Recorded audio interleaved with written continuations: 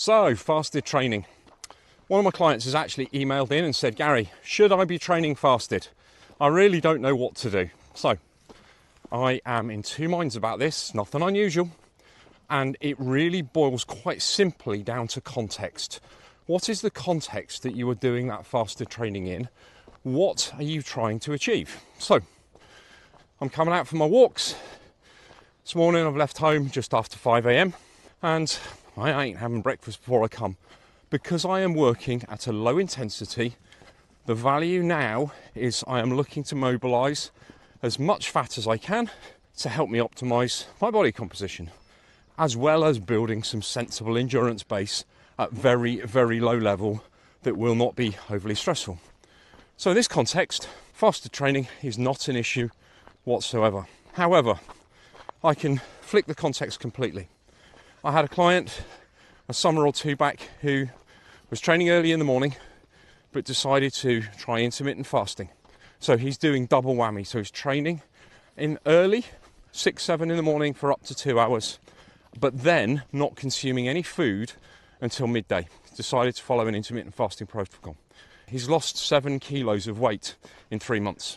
But when we've reassessed him using our fancy body composition techniques that we have in the lab, we have found that of the 7 kilos that he's lost, nearly 5 kilos of that has been muscle mass. His performance was compromised. He was at the point that if he carried on, the chances are his health, his immune function would also be compromised. So fasted training is about context.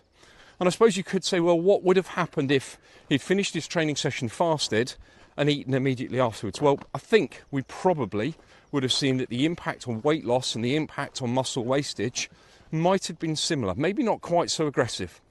So fasted training depends on what are you trying to achieve.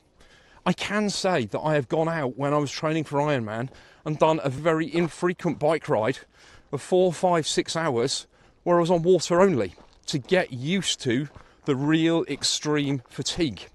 But then the flip side of that is that most of my sessions were fueled in the way that I needed to fuel my body for race day. So what are we trying to do? What is the element that we're trying to meet in order to train?